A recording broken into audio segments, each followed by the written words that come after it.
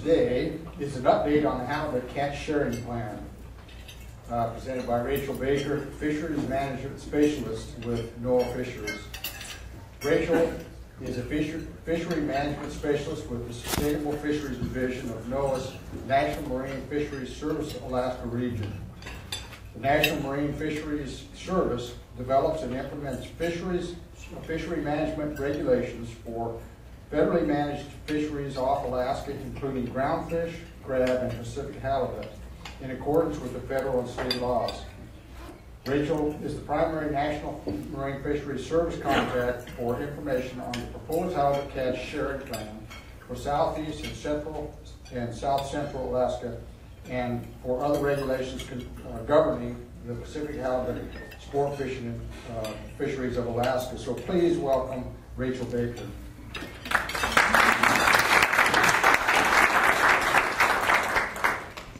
And you can pull that loose if you want to. Okay, just pull it down a little. Thank you, Tim. Thank you for coming today. That was a pretty thorough introduction. And just to provide some context about NOAA Fisheries, and let me know if you can't hear me. NOAA Fisheries is actually part of the U.S. Department of Commerce, which is, of course, a huge agency with a lot of responsibilities. But we here in Alaska, in NOAA Fisheries Alaska region, are concerned about overseeing sustainable fisheries. And as Tim mentioned, primarily the groundfish, crab, and Pacific halibut fisheries. And we're going to be talking about the halibut fisheries today. And I think most of us probably know that halibut are a significant component of our economy here in Juneau and in Southeast Alaska and across the state. Today I'll be describing a proposal for a new management system for the guided sport, or what we call charter halibut fisheries, and commercial halibut fisheries in Southeast and South Central Alaska. The proposed management program is called the Catch Sharing Plan, as you see up here. And just a little bit of background on this catch sharing plan and where we are. NOAA Fisheries published proposed regulations for the catch sharing plan on July 22nd, 2011. And we are currently requesting public comments on those proposed regulations through September 21st, 2011, which is, I think, this coming Wednesday. And following the close of the public rule, or the proposed rule comment period, NOAA Fisheries will respond to all those comments that we received on the proposed rule, develop a final rule based on those comments, and submit the final rule to the Secretary of Commerce for his or her approval.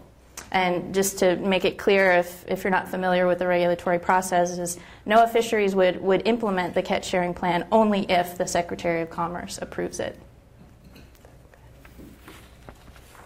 And just wanted to provide a brief outline of what I intend to talk about today. And to step back a little bit, I'll just start out with just kind of an overview of halibut management. The second bullet here is sort of the group that develops fisheries management plans and policies for federally managed fisheries in Alaska. So I'll give you a little bit of background on that group. Move into the catch sharing plan overview itself, and then again review the public comment process on that proposed rule, and then take any questions that you might have.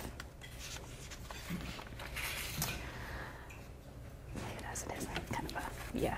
And so we'll start out with, again, who's who. Halibut is a little bit more complicated fish to manage. But as with all of our fishery management programs, the overall goal NOAA Fisheries has is for sustainable management of the fisheries for the benefit of all users, subsistence, sport, commercial users. And like I said, halibut is a little bit different because it's actually managed by international treaty between the United States and Canada. This treaty created the first management body that we'll discuss. It's called the International Pacific Halibut Commission, or IPHC in shorthand. I know some of you are familiar with that. We have a lot of acronyms. I'll try not to use too many, but we get carried away sometimes. The IPHC is charged with developing and maintaining halibut stocks to levels that will permit the optimum yield in the halibut fisheries. And generally speaking, what that means is the IPHC performs halibut stock assessments, they do halibut stock research, some fisheries data collection, and recommend acceptable fishery catch limits. So the next group is the North Pacific Fishery Management Council. And this body, as I mentioned, develops the plans and regulations for all the federal fisheries off Alaska, including Pacific halibut. And I'll provide a little bit more detail on the council later. The third group is NOAA Fisheries, which again approves and implements the fishery management plans and regulations recommended by the council in accordance with applicable regulations. And the fourth group is the Alaska Department of Fish and Game, which has a long-standing data collection program for sport halibut fisheries. And the IPHC Council and NOAA Fisheries all rely on ADF&G for annual estimates of sport and subsistence halibut harvests. And I don't know how well this will come across for those in the back, but it's just a map of the management areas for Pacific halibut, and you can see the little pie shape on the right is southeast, called Area 2C in the parlance. So I tried not to put that in here, but you might see it crop up. But when I say Area 2C, I just mean southeast. So I said I'd talk a little bit more about the North Pacific Fishery Management Council because the council developed and recommended the halibut catch sharing plan to NOAA Fisheries. The council has 11 voting members. 7 of those members are fishing representatives, and 4 are from agencies. As the slide says, 6 of them are recommended by the Alaska governor, 3 from Washington's governor, and 1 from the state of Oregon. And then we have 1 NOAA Fisheries voting representative on the council. Again, the function of the council is to develop fishery management plans and recommendations for the U.S. fisheries off Alaska. And the process is described here. The council meets 5 times a year. They're public meetings, concurrent with a couple of advisory groups.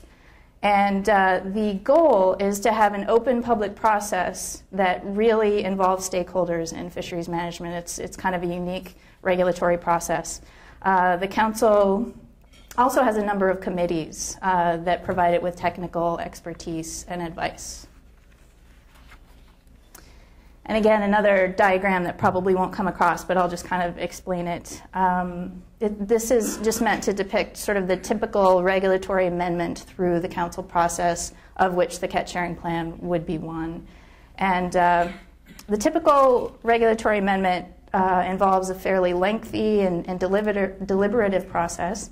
And the catch sharing plan was developed in this way over an approximately 2-year period.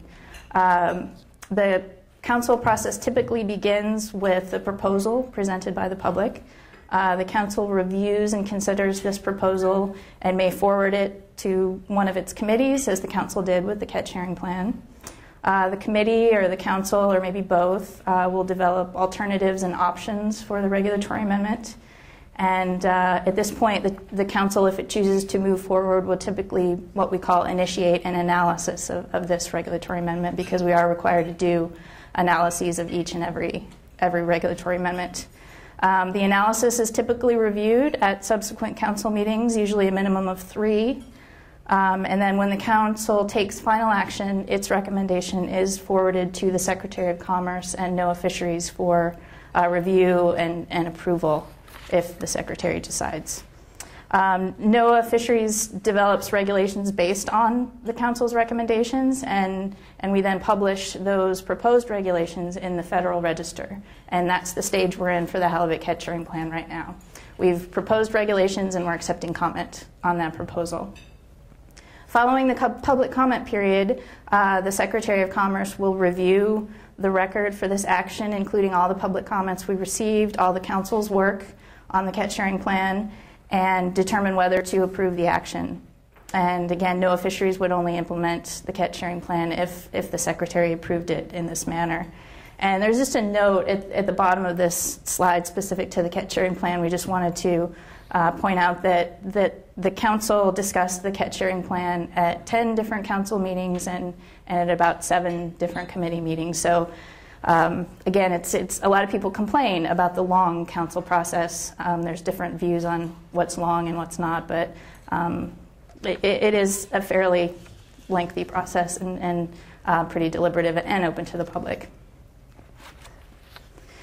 I won't go through everything on this slide, but just wanted to give you a brief history of what sort of council involvement in halibut fisheries and the charter fishery management in particular, and the history of active council involvement in managing halibut charter fisheries goes back to the 1990s. And prior to that time, the charter fishery was fairly minimal in Alaska. Sport and subsistence harvests were stable, and the commercial fishery was the primary halibut user group. The charter sector began expanding in the 1990s, and harvest in that fishery subsequently increased. And as you can imagine, anytime the relative harvest share of one group changes compared to other groups, fishery allocation issues arise. And in response to these changing conditions in halibut harvest, the North Pacific Council began examining management options to limit growth in the charter sector. In 2003, the Council recommended a benchmark harvest level for the charter sector based on 125% of charter harvest for a specific set of years, 1995 through 1999. And although that benchmark harvest level did allow some room for growth, 125% of the actual harvest, charter harvest in Southeast Alaska did exceed that benchmark level each year since it was implemented in 2004, despite additional harvest restrictions that have been implemented over the coming years. And in 2008, the Council recommended the halibut catch sharing plan for the charter and commercial fisheries, intended to establish a clear allocation between the two sectors and implement management measures that are intended to keep the charter sector harvest within its allocation. Okay. And a little bit of background on why the Council recommended the halibut catch sharing plan. The Council provided a number of reasons for its recommendation, and probably first is, as we all know, halibut is a valuable resource, making allocation decisions difficult but necessary, and understanding that they can be highly contentious. Second, halibut stock levels can vary, and allocation concerns tend to be exacerbated when abundance levels are low. Third, as I mentioned, the current charter halibut management system has something of what we call a delayed feedback loop, which basically just means that if charter benchmark level, if charter harvest comes in over that benchmark level, typically that's addressed after the fact with some harvest restrictions that are sometimes implemented a few years after the overage actually occurs. So there's not really, the current system isn't very responsive in that sense. And as demonstrated in Southeast Alaska, the current management system does not appear to be effective at limiting charter harvest to the benchmark target. Fourth, the charter harvests over the benchmark level have a reallocation effect of reducing commercial catch limits because commercial catch limits are reduced to account for overages in the charter sector in order to keep total harvest within allowable limits. And finally, the Council indicated that a market-based transfer system between the charter and commercial sectors should be implemented as an important component of any long-term management system to alleviate allocation disputes. Okay, and just the next few slides, we'll just kind of look at kind of what's going on with the halibut stock and maybe why the Council thought that the catch sharing plan was important to recommend. To give you an idea of what's going on, the orange line on this graph presents the amount of halibut in Alaska waters that potentially could be caught by sport or commercial fishing gear. But because halibut are managed conservatively, of course, the IPHC recommends that about 20% of that amount should be available for harvest in the fisheries, and that's the blue line there. So that's why there's such a difference. And as you can see, over the past several years, the IPHC estimates that halibut available for harvest in the fisheries has declined. There are a number of uncertainties about why this is happening, but the end result is that the amount of halibut available for harvest in all fisheries has been declining over the past decade. And so the next slide, again, may be hard to see, but all I'm trying to get across here is this graph illustrates kind of the change in composition of halibut harvest. It starts with 1975 and goes through about 2009. There's a lot of red, and red depicts the commercial harvest. But you can see, starting in the late 1980s, early 90s, the blue bars are starting to get bigger, and that's sport harvest, and that is primarily growth in the charter portion of that harvest. So you can just see the change over time. Okay, as I mentioned, this is just a graph depicting what I was talking about earlier. The graph presents charter harvest with the red line in southeast Alaska compared to the benchmark level that I mentioned, which is the green line. And charter harvest has exceeded that benchmark level since it was implemented in 2003. And the next slide just combines charter and commercial harvest, so you can see the overall portion. Again, the red and the green lines for the charter. And then I think the graph pretty clearly presents that in most years, the commercial sector harvested significantly more halibut than the charter sector. But in more recent years, decreases in the allowable harvest of halibut have resulted in significantly lower catch limits for the commercial sector. And this graph also illustrates that commercial halibut harvest has not exceeded its catch limit during this time period. And that's because the commercial fisheries are managed by an individual fishing quota system, which requires operators to stop fishing when their individual quota is reached. So finally, getting to the catch sharing plan, and I'll just kind of hit the highlights of this. But as I mentioned, the catch sharing plan is intended to sustainably manage the halibut fishery for the economic benefit of the charter and commercial sectors. And the plan would incorporate regulatory control methods to constrain charter harvest to the desired allocation. And the catch sharing plan is also intended to provide some predictability for both sectors. And so the catch sharing plan, as recommended by the Council, has three primary components. It allocates an allowable level of harvest between the commercial and charter sectors. And so I just wanted to reiterate that it affects only those two sectors. It doesn't affect unguided or subsistence halibut fishing. And the catch sharing plan would annually implement harvest restrictions, again, that are intended to limit charter harvest to its allocation. It's an attempt to proactively implement restrictions rather than the somewhat retroactive plan we have right now. And again, it authorizes transfer of halibut quota from the commercial sector to charter halibut operators for harvest in the charter fishery, establishing that market-based mechanism that the Council thought was an important component for long-term management. And I'm definitely not going to go into the details of this, but it gives you some idea of the nuts and bolts of the catch sharing plan. And it's the allocation and harvest restriction measures in the catch sharing plan are sort of summed up in this matrix. And the general idea is that each year the IPHC would recommend an allowable harvest limit for both the commercial and charter sectors. And then with that number in mind, the IPHC would apply the allocation percentages recommended by the Council in this table. And in the first line of this matrix right here, for example, the charter sector would be allocated 17.3% of that combined catch limit, and the commercial sector would be allocated 82.7%. And so depending on what the combined catch limit is, the allocation would be applied, a percentage would be applied, establishing each sector's allocation. And then depending on harvest projections in the charter sector for that year, one of the management measures implemented in the last three columns would be implemented for the charter sector to keep harvest within that allocation range. And the Council recommended a suite of daily bag limits for charter anglers, potentially with size limits, depending on the annual catch limit.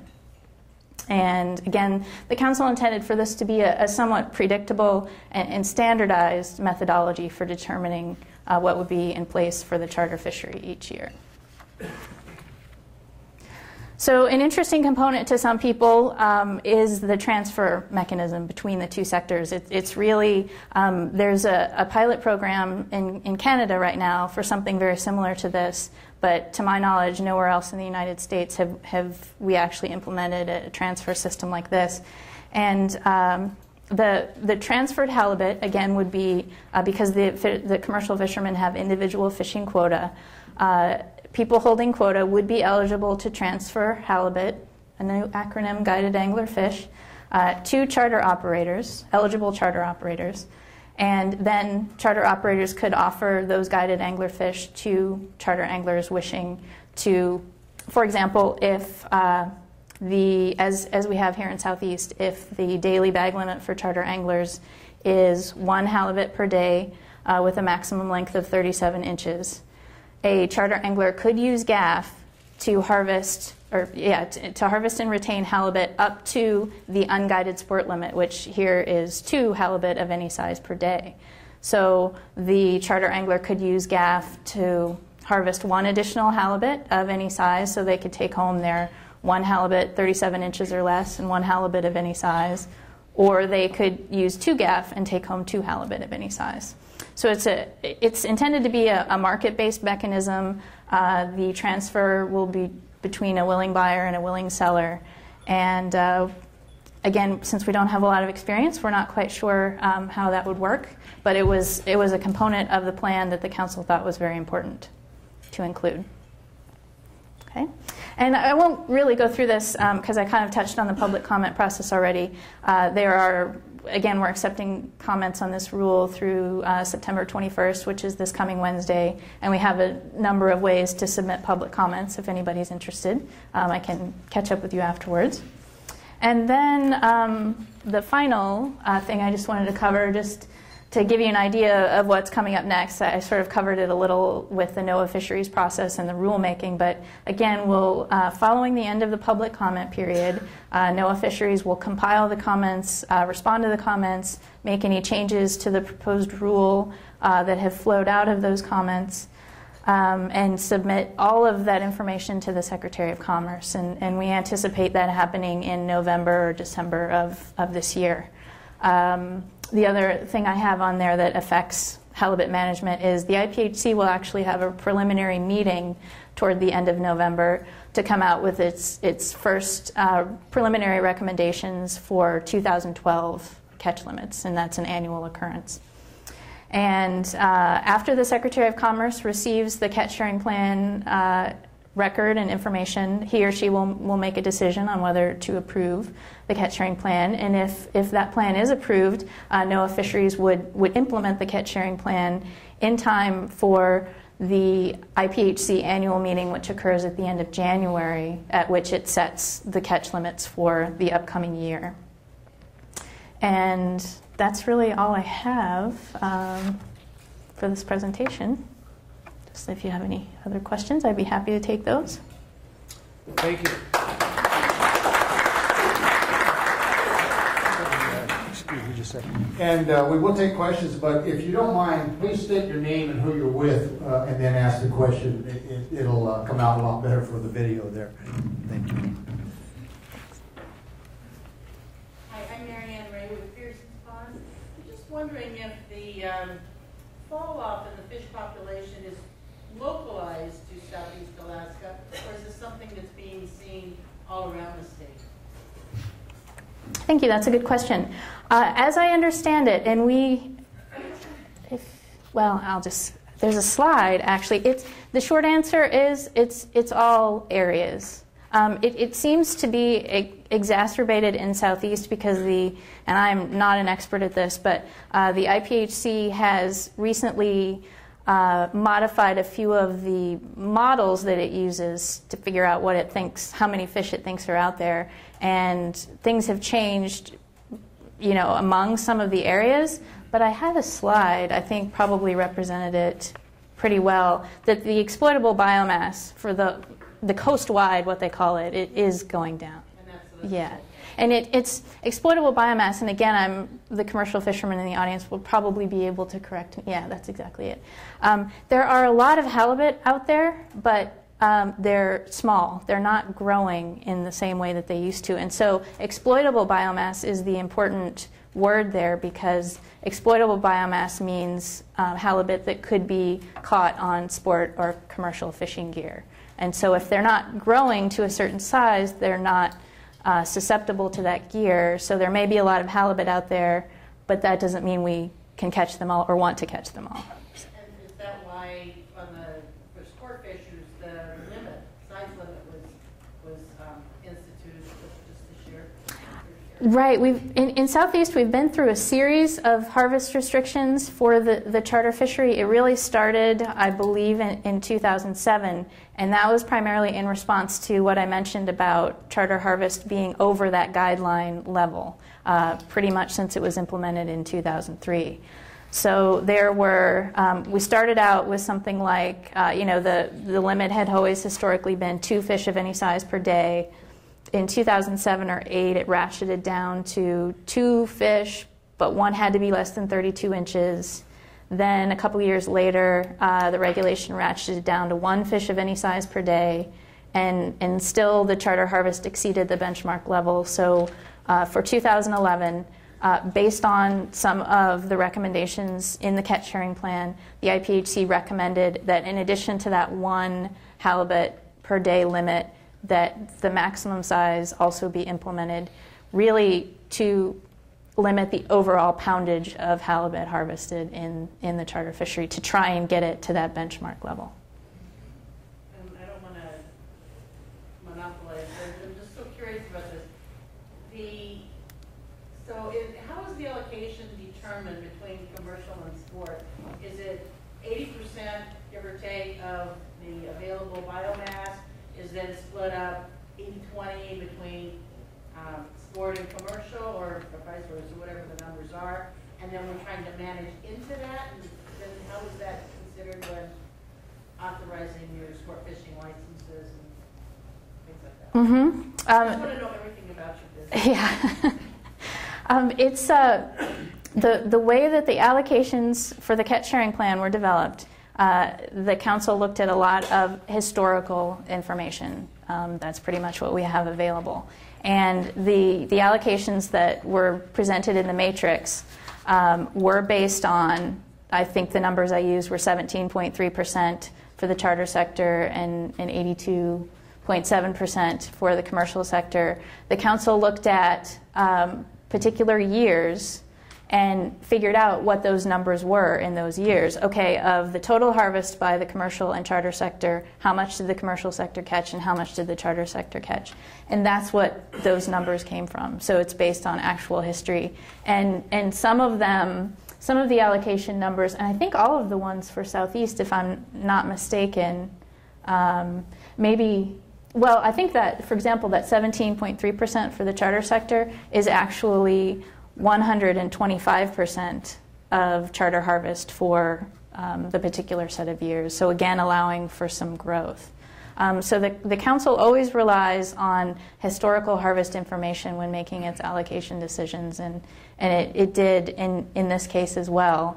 And so I think answering the second part of your question, yes, once those allocation percentages are applied to the combined catch limit and the allocation is determined for each sector, the commercial fishery management won't change because that system has been set up for a while, and as we saw, that fishery doesn't exceed its catch limits. But this new proposal for the bag limits and the potential size limits would be intended to keep charter harvest within that allocation. Is there any thought given, or has there been any analysis done on the revenue generated per pound of fish caught or something like that? Yep, we're getting a lot of questions about that. The council and NOAA Fisheries are required to do economic analyses of every action that they undertake. However, we do acknowledge that the cost and revenue information for the charter fisheries and even for the commercial fisheries is fairly limited. Collecting it would be, we don't have authority to collect a lot of it, and so we rely a lot on surveys for particular areas, and they're not always comprehensive. And so the short answer is we used what we had or the council used what it had, and NOAA Fisheries will use the information that it has. And I actually brought this little cheat sheet that I just learned about the other day. NOAA Fisheries we have our sort of management group here in Juneau, but down in Seattle, there's the Alaska Fisheries Science Center, and that's the research arm of NOAA Fisheries. And there are a few research projects going on there to try and gather some more information. These research projects are focused on the charter aspect of the industry.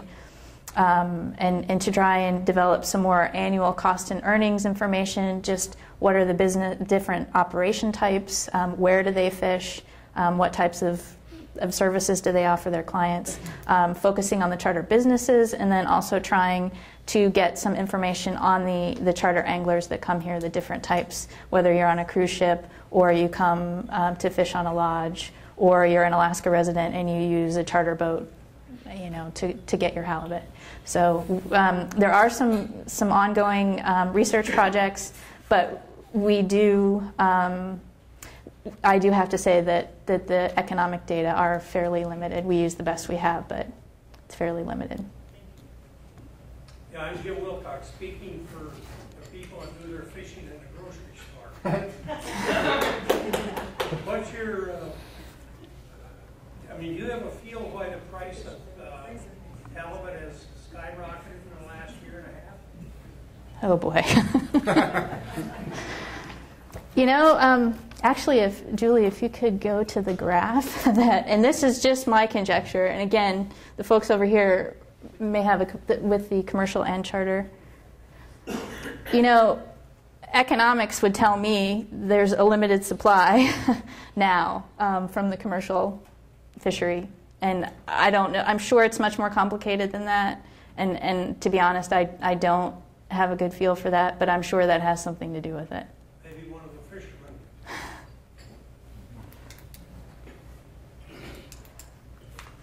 Well, having been invited, my name is Jeff Shelton. I am a longline fisherman as well as some other species. I think you're completely correct about the basis for the price increase. It's just a supply and demand kind of a function. The supply of halibut in Area 2C now is just about, taken from the longline fleet, is just about 20% of what it was 5 years ago.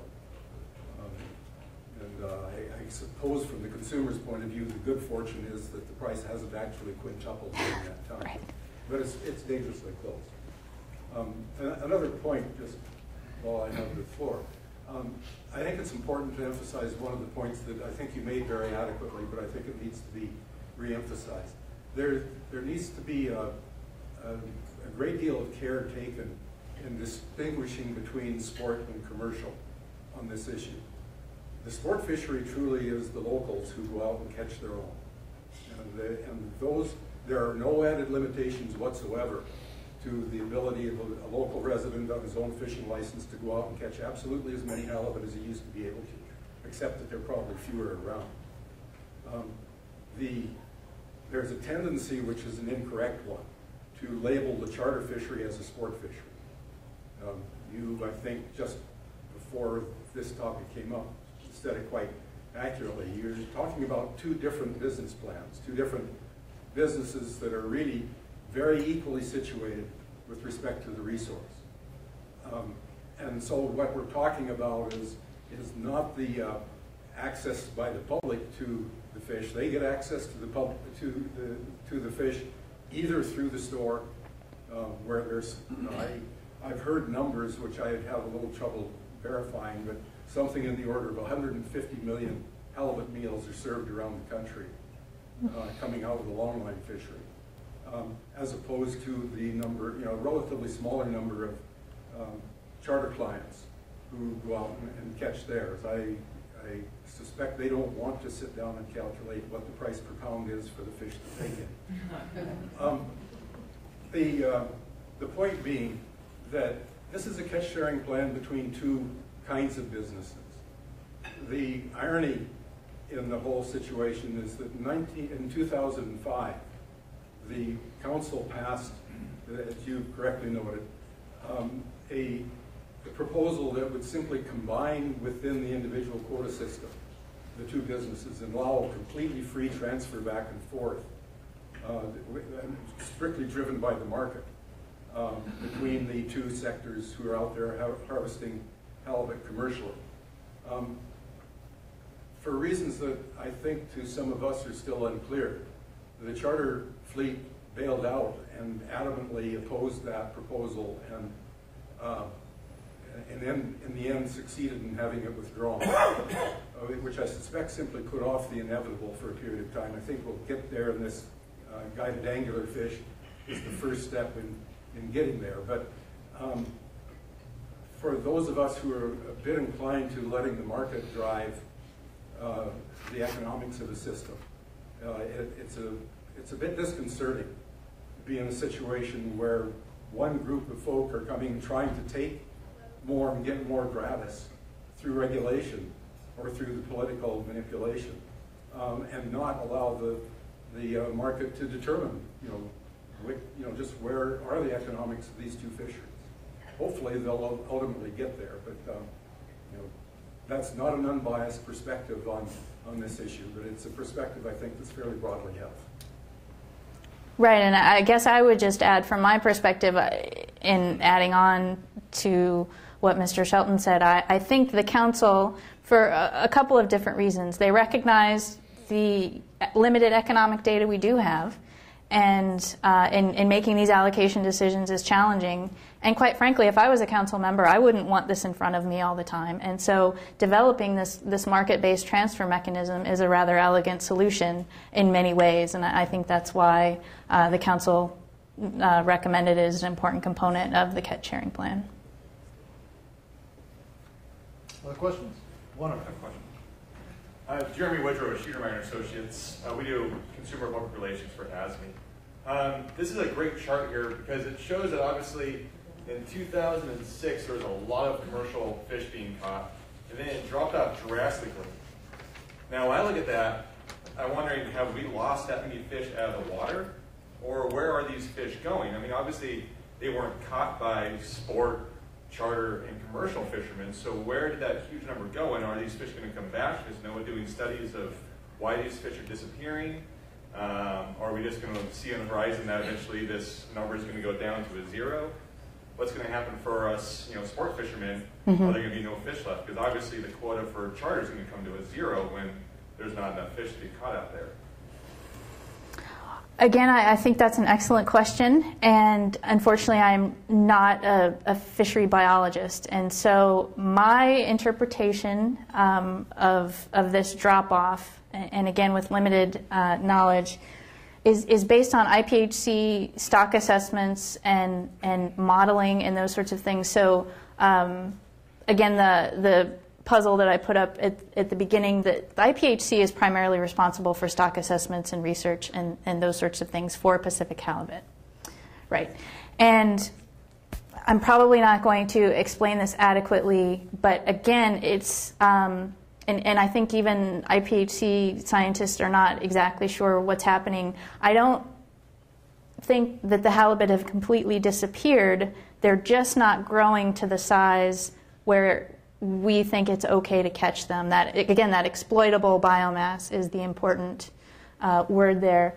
And again, I think also another factor in there, starting maybe around 2006, again, there was some modeling changes by the IPHC and its stock assessment and where the fish actually are, whether they're in discrete areas or whether they migrate a lot among the different areas.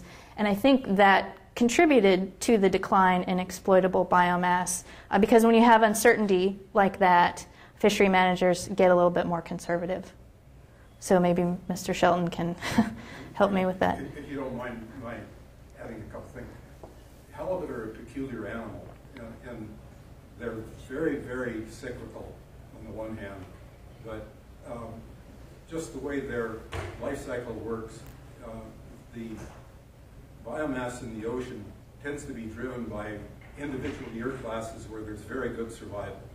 So you have quite a period of the fishery that will be dominated by one year class that was huge. I think 1988 had a massive survival, and it drove the fishery all the way into the early 2000s.